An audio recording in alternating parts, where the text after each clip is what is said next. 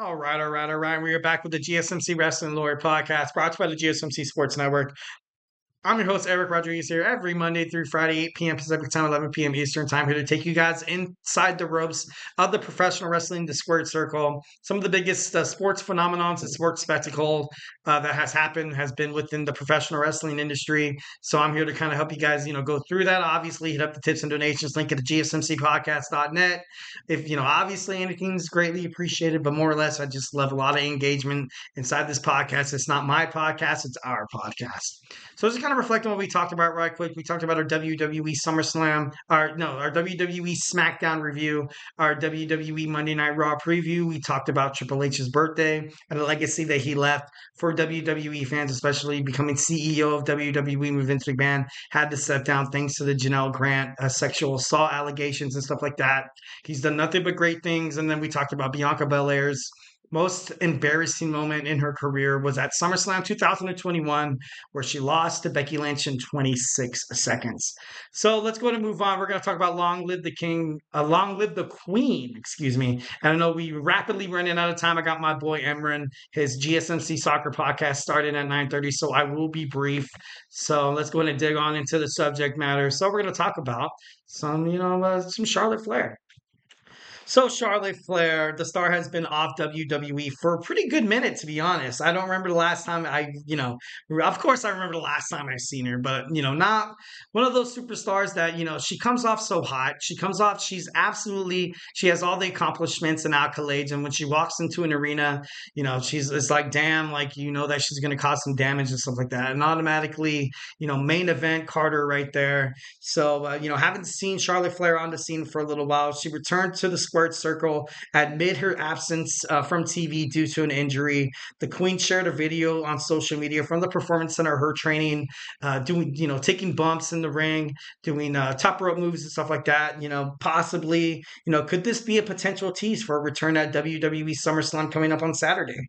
1,010% could be. It's a little amiss, and I'm not too sure if it's, obviously there's still a lot of speculations in terms of returning injuries. Like we're waiting for Asuka to come back. We're waiting for Cruz del Toro to come back. He should be coming back tonight on Monday Night Raw. Also, when CM Punk and Drew McIntyre got medically cleared, I feel like it kind of took CM Punk a little while to get cleared there.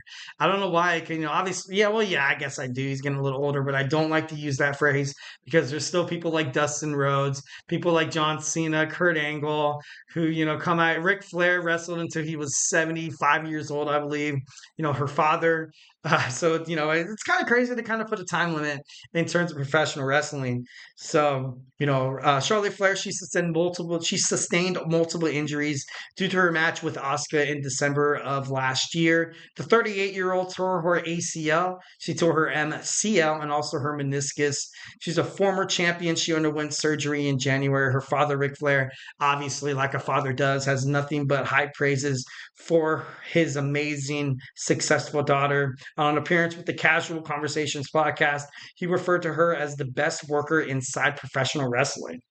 So, kind of crazy, but obviously, when I would be the same way if my daughter was wrestling. Hell yeah, I'd be like, "Oh, you guys suck. She's the best." No, I'm just kidding. No, gotta respect the wrestlers and stuff like that. He also said that she was gonna become as famous as Serena Williams one day in the sports world, and I kind of buy it, but on Sports Center, you don't really see WWE Women's Champions, but still, to the prestige. Hell yeah, she deserves that kind of attention.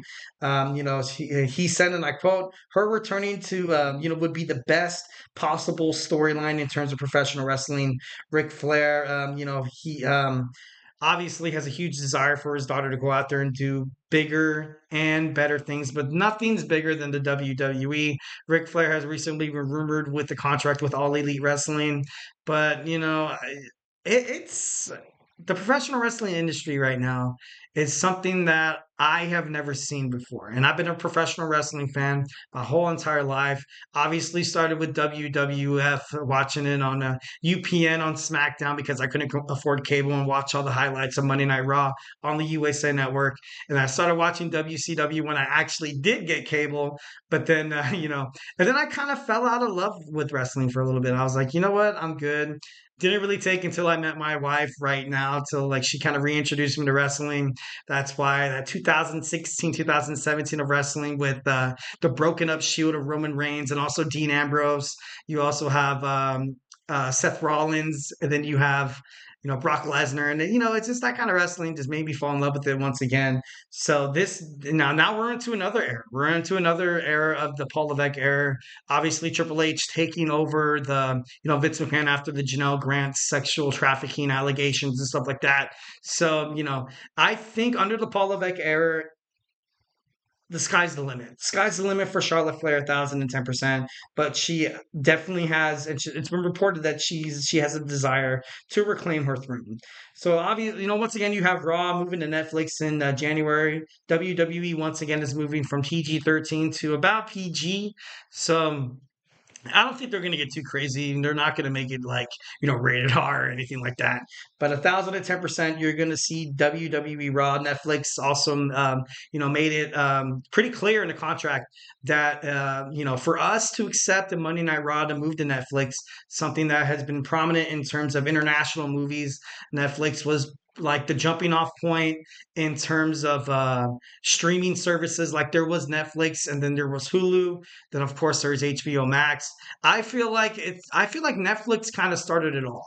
Like I could be wrong, but Netflix has definitely been a staple in terms of streaming services. So when they accumulate professional wrestling industry, and I know right now Roku TV, they're looking for potential like a wrestling outlet as well. I know HBO Max has All Elite Wrestling, also Ring of Honor, New Japan Professional Wrestling, and the CMLL as well. So there could be a lot of things, especially heading toward Netflix. But Netflix wants a big star. They want the biggest star. Imagine Charlotte Flair in the women's division on Monday Night Raw, and imagine someone like Cody Rhodes or Roman Reigns starting absolutely fresh in terms of Monday Night Raw. I think it would get great ratings. So, stars that shine bright, obviously, under Flair's absence. And it just makes me think, just, once again, we're going to kind of reiterate on the WWE Women's United States Championship, also Intercontinental Championship, because all these women that shined when Charlotte Flair was kind of missed. Also, you had Bianca Belair in the women's tag team division. So it could be pretty funny. WWE at the same time, they have to be super careful not to break down any momentum that a WWE Women's Division superstar should have. That's why a good mid card belt would be honestly, that's what you have to do sooner rather than later. So honestly, that yeah. Well, guys, that was my show. Hope you guys enjoy. Thank you so much for tuning in to the GSMC Wrestling Laureate podcast, brought to you by the GSMC Sports Network. Remember to Superman punch that like and subscribe button to the show, and remember to follow us on Twitter/X, Instagram, TikTok, Facebook for more content and updates. Like I always say, if I made you a wrestling fan by now, just wanted to alert you guys that we do have college football right around the corner with my boy Tommy, the GSMC College Football Podcast. We also have the NFL right around the corner, the Chip Shot Football Podcast with my boy Manny, the GSMC Football Podcast with Kenneth.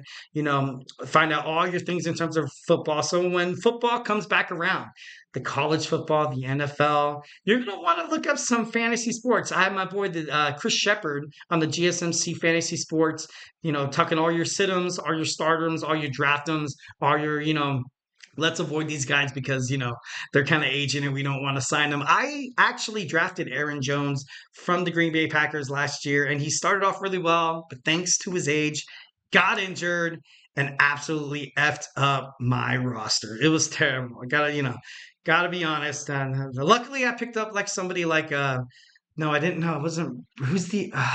It was another Raiders running back that I can't really name right now. And it's not my fault because the Raiders aren't really prominent in terms of the NFL. I'm just kidding. No. We also have the Andrew Tate podcast. We also have TJ and Jeremy talking about all things professional sports on the GSMC Sports Podcast and Sports by GSMC. Like I said, I got my boy Emran with the soccer podcast right. And that one in about 17 minutes. So it's still tick tock, tick tock, tick tock. We got my boy Sam with baseball and my boy Nelson on basketball. All right. So once again, thank you guys so much. Definitely love seeing you guys. I hope you guys had an amazing weekend. It's Monday, so let's endure this Monday through Friday, this grueling week of work. together. Watch the GSMC Wrestling Laureate podcast, 8 p.m. Pacific time, 11 p.m. Eastern time on the GSMC Sports Network. So, hey, until then, good night, good luck, and hey, stay beautiful.